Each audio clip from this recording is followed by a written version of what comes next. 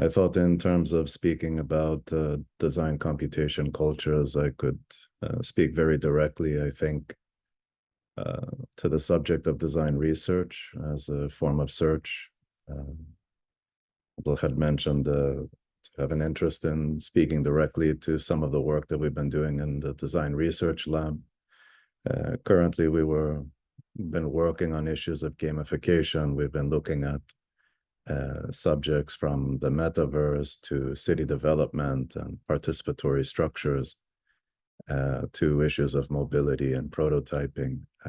It's a very large scope for 20 minutes, but I thought I could probably just speak to more about the issue of culture around designers research and maybe feature one of the projects that in some sense embodies some of the current research and the thematics, specifically to the research that I develop with the students, which is on the subject of phenomenon as a form of technology.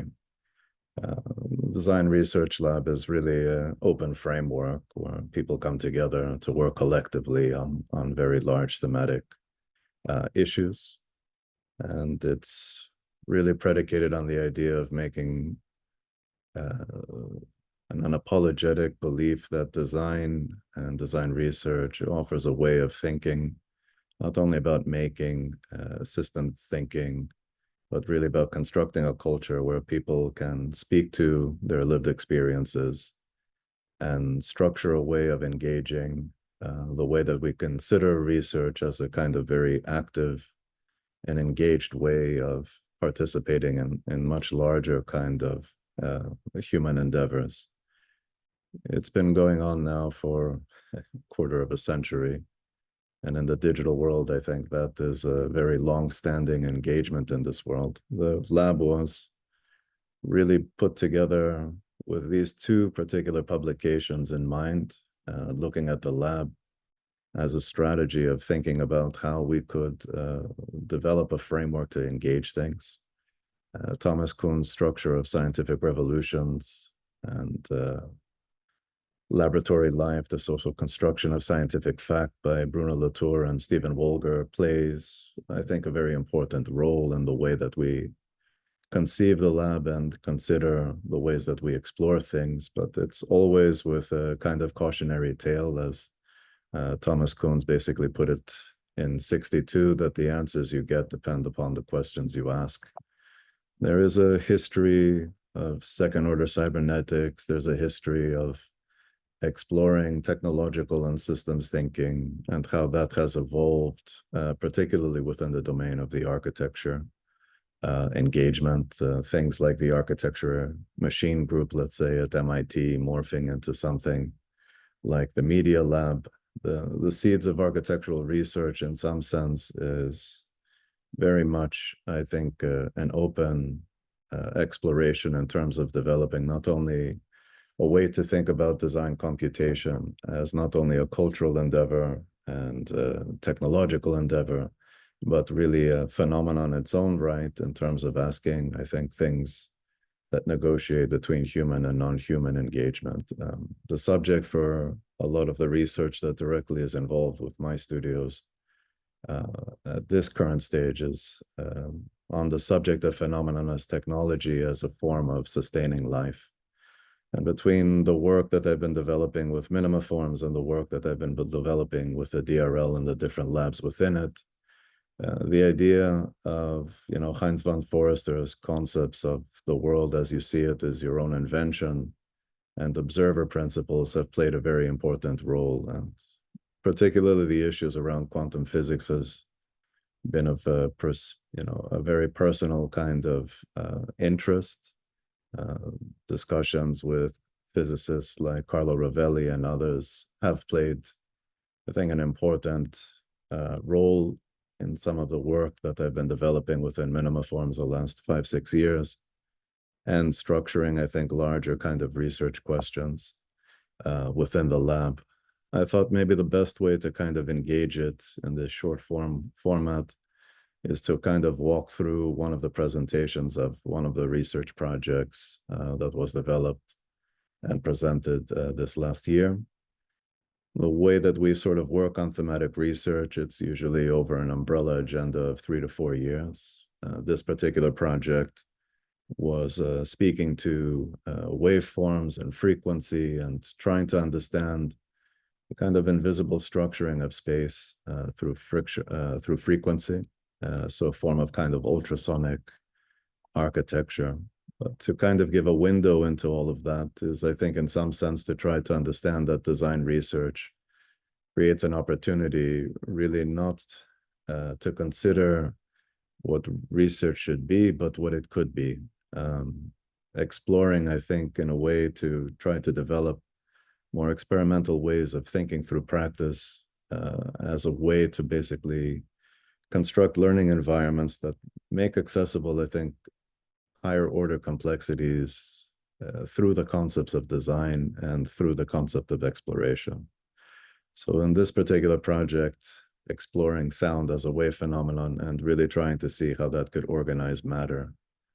And as one kind of goes through a deep dive of that, one starts to really explore a whole series of different researches that are conducted between science, between arts, between the history of architecture and also the history of technology. And this more transdisciplinary way of working through research and projects and experimentation, I think, is very important because it somehow really explodes this kind of specialization, which in many ways computation somehow renders a lot of the efforts that we are developing. So in particular in this project, one is really trying to understand really what the substructuring of frequencies has on an effect on matter. And simulation, in some sense, becomes tools for us to be able to start to see the organizational logics and to set up basically frameworks to try to work through digital and analog means to kind of engage in these larger kinds of questions and to also see and challenge the notion of representation. Representation in this sense is almost like an enemy to research. So the notion of how we can sort of work in a more nonlinear way, setting up material studies, trying to understand things like standing wave phenomenons, trying to understand the environments that we're constructing, and then the implications of what that could be in terms of applying that to maybe more human-centric ways of thinking about technology. So architecture, in some sense, becoming an important construct being understood as an environment. All of this is somehow, in terms of a thematic, under the guiding notions of phenomenon technology, titled around the subject of the elemental. It is really trying to look at matter and very much particularly looking at issues. Projects working on water harvesting, sand fusion, and sand binding strategies, trying to look at how matter is organized and structured. And in this case, for example, particulates like sand or water droplets play a role in the kind of field understandings, how non-Newtonian fluids are also organized. So the same frequencies and the same setup, which is, you know, more like entry-level science experiments, are basically direct access use case and proof of concept scenarios for the students and the researchers and myself and others to basically work through and try to understand differences, meaningful differences through different forms of viscosity, different forms of materialization and aggregations, and to try to see that in ways that high fidelity simulations, high population particle systems can give us basically an insight into phenomena that are observed and begin, I think, a trajectory into allowing the research to kind of take control of really the paths of how one sorts of experiments. So very simple entry level, basically, setups that start to really exhibit much more complex and give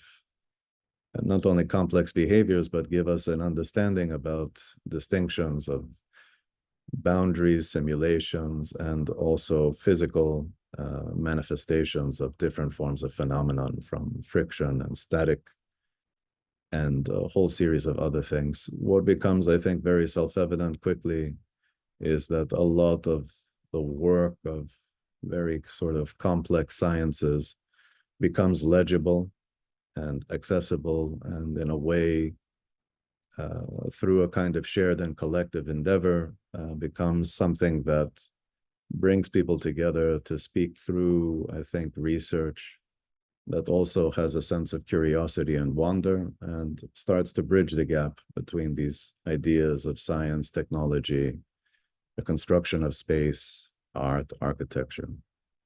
So here you see a lot of the self-organizing aspects, issues of levitation, things that in some sense defy gravity and start to, in some ways, open up an understanding of potential of what these things could be. And from an architectural point of view, even looking at ultrasonic waves and these kind of ideas of experimentation to construct, new ways of constructing the ideas of prototypes. So some of these experiments in their own right are trying to develop, strategies of levitation. Here you'll see one of the early prototypes trying to hold and control one particle in a suspension space. That opening itself up into opportunities for us to then try to understand, well, what is the relationship between a particle and another particle? What is the field, if it's visualized or not? And how can we control this in the development of strategies that opens up a different way of thinking about how we work on some of these things? Designing PC boards and things like this become part of an experiment of developing proof of concept prototypes that help us to understand how these strategies can actually be enacted in the world. And as one starts to go through this, one also starts to open themselves up to different conceptualizations about what tools actually are, and the practice of spatialization, with the idea that, at least from my perspective, if the problem is spatial, it's architectural. And in some ways, operating in that domain starts to really create different forms of organizational principles that I think start to exhibit features that I think are very important. So in this particular research, you can see that we're using a lot of small foam balls, but at the same time, the same ultrasonic wave strategies that we're using can be substituted. It's not an issue of materialization of foam, it's an issue of forces kind of holding and levitating even, let's say, droplets of water. So a lot of these environments that we're generating are allowing us to basically exhibit a different form of control, which is not top-down in some sense. This is more phenomenological, deeply phenomena-driven, and I think very much in terms of trying to understand the conditions that are really structuring a lot of the things that we, are directly influenced in the everyday, but are not given access to. So in small forms, this is giving us opportunities to basically work through different forms of materialization. So for example, particles or fluids in the fluid form, or particles in a more foam-based form, we start to see the interrelationships of these waveforms.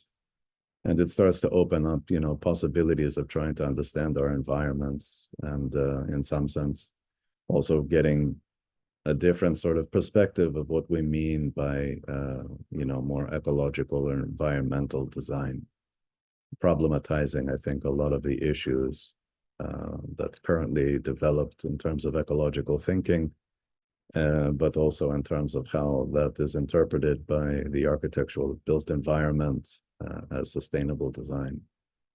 So implicit in these things is really trying to understand the laws that basically govern a lot of what we're actually seeing in the world. So the early setups of what we were looking at, driving new forms of interfacing to be able to not only work on these things, but in a sense also understand how these things are structured, how those things can be somehow enacted, early suspension strategies that had minimal control, moving into environments now that are fully four-dimensional and showing in some sense how the visualization and indexing of an interface can actually start to give us a much more direct kind of design intuition through the use of computation, but with the dynamics of how, real-time prototypes basically conceptualize things like particle systems that are very common in simulation-based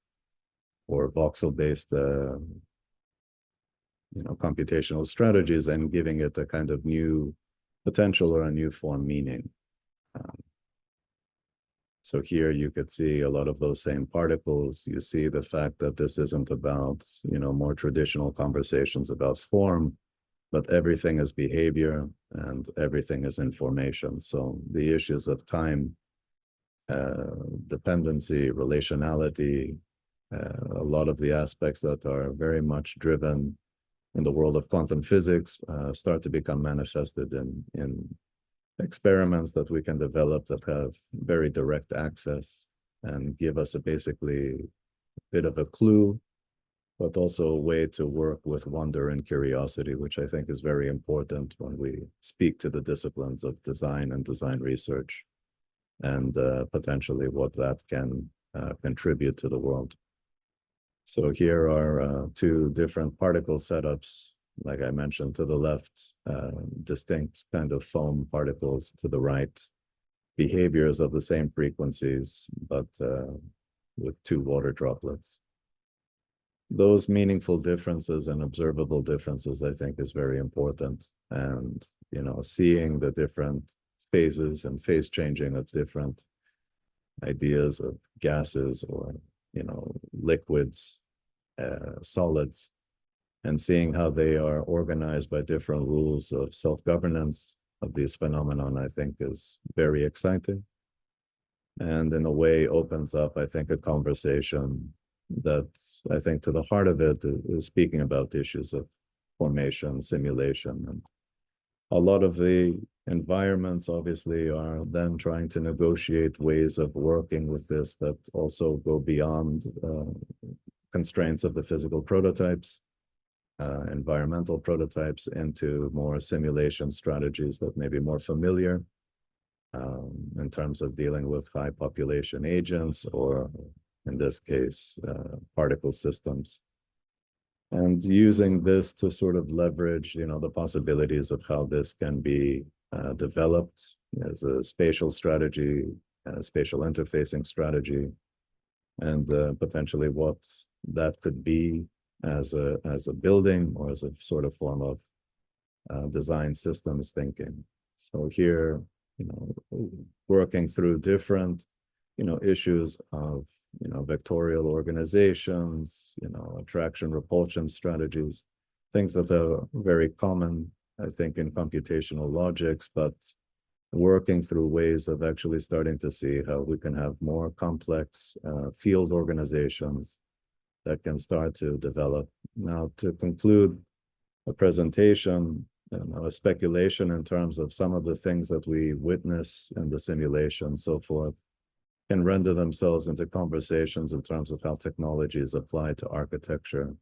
So in this strategy of applying it and testing it as a spatial strategy, we used, I think a lot of the promise that was being set up by Cedric Price and the Center Pompidou was architecture that is transformable and adaptive, and all of these kind of issues, and looked at what potentially a particle-based system could actually be. So we took the bounding volume of the Center Pompidou as a prototypical testing scenario and speculated how these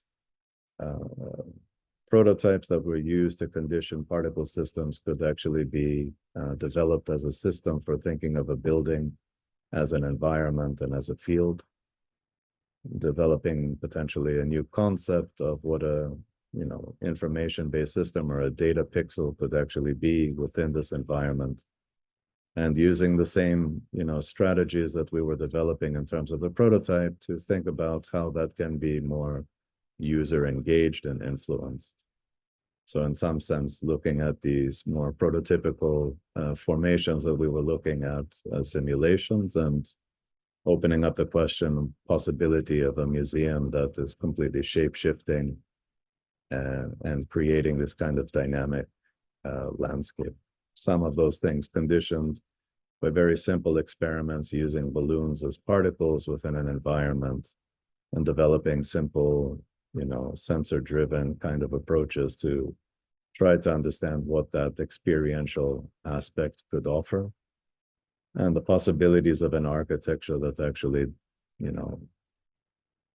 perceptually is constructing environments, physically is offering certain things, but it's not an obstacle in its own right. So these kind of open speculations, I think, in some sense, driving a strategy of thinking about the potentials of what architecture could be, the speed, the duration, the subject of uncertainty and latency being very much a product of a lot of the issues that we're seeing and controlling in experiments, and then opening up to scenarios of using that levitation as an experience for the actual concept of what a future museum could be like. So those elements also being explored in different forms of augmented reality and so forth, to see how these forms of experiences can be somehow played through different ways of sort of trying to gain access to this. So I'll conclude just by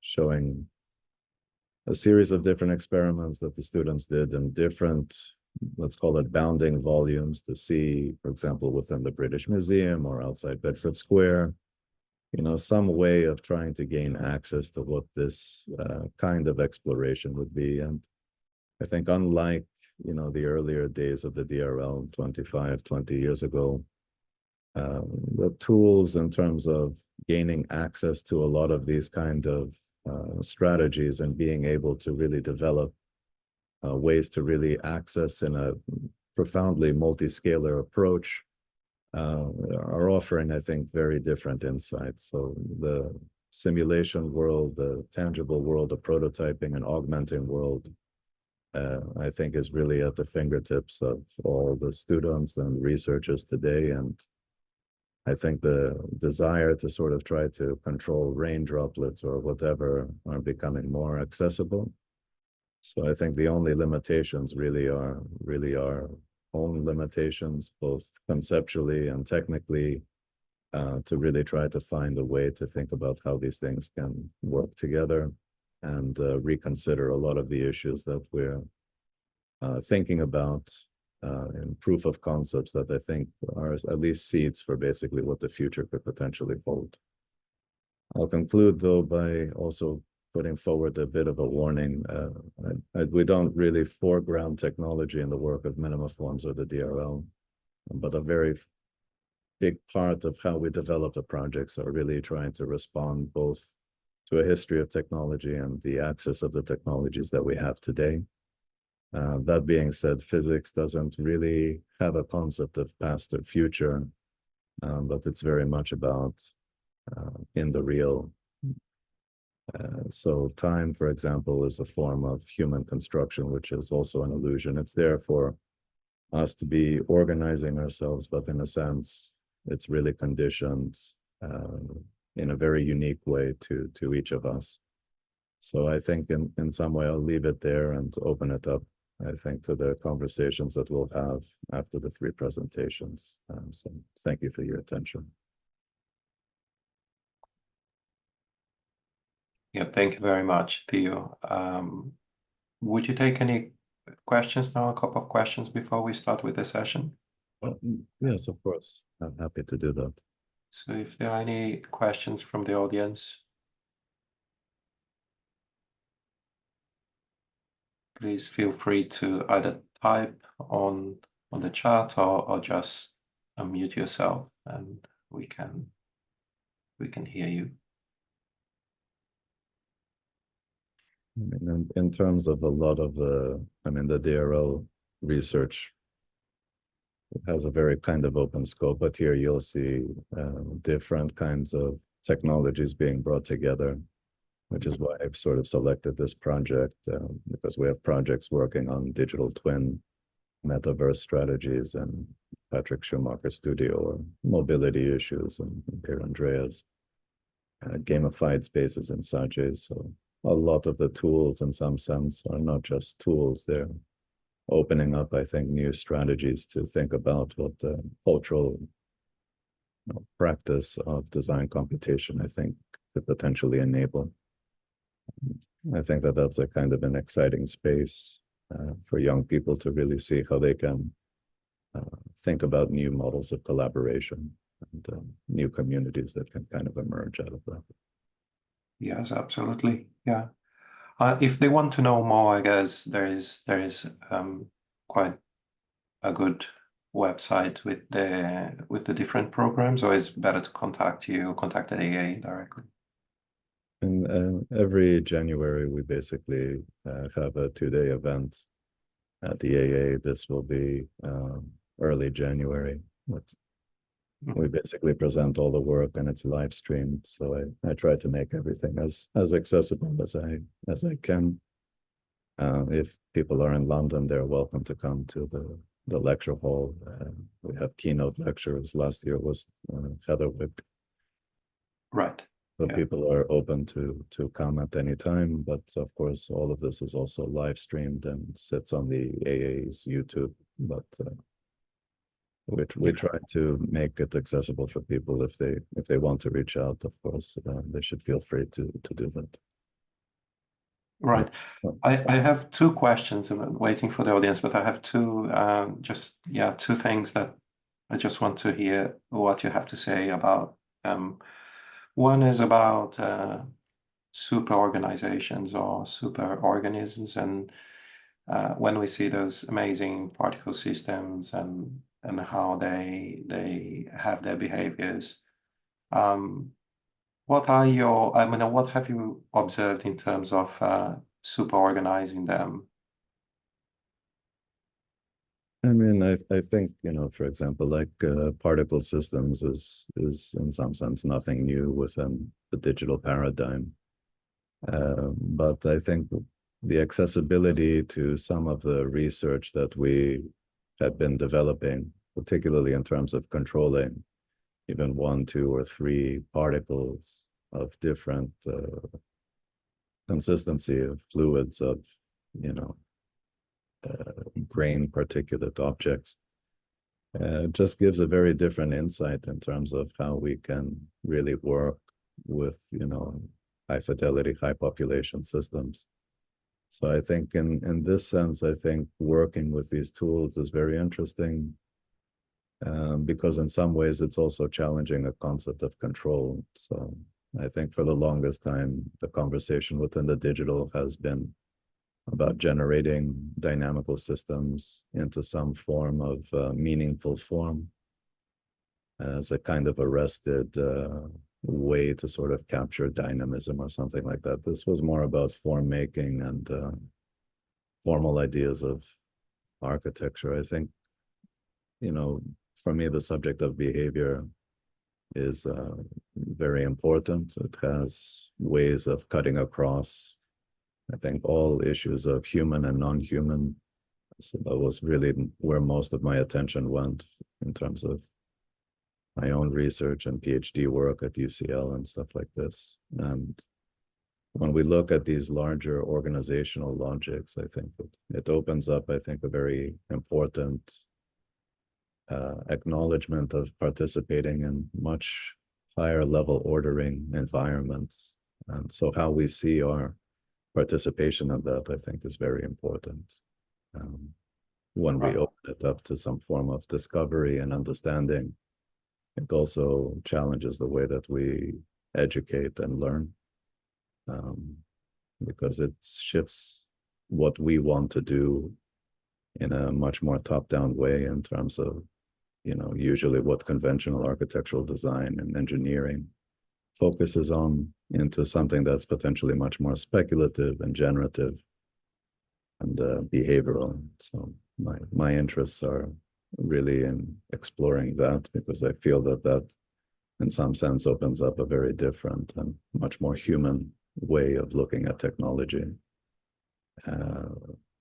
Because you can't put technology back in the box, but technology for technology's sake is not really something that I'm very interested in. So problematizing it and making it real, I think opens up a certain accessibility to things, which I think is very empowering and gives agency to young people, but also to much larger questions and challenges and crises that we actually have. So these simple experiments, I think, are in some ways opening up the possibility of actually having possibilities in a time that's not very optimistic.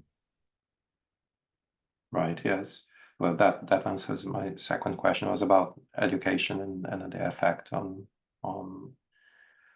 the architect candidates. Yeah, that's fascinating. Yeah.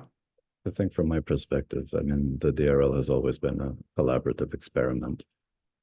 But I think this means something different today than what it did, 25 years ago. So I think the interests I think that I have is really to try to make things as shared and as collective as possible, but to use, design research as really a very operative strategy of working on very complex problems and leveraging, I think, people's, design intuitions with rule-based strategies of material formation, time-based media, all of these different things basically coming together and making the design world much more conversational and much more engaged in environmental thinking. And I think that this is a very important challenge, I think, to the orthodoxy of how we think of design and engineering.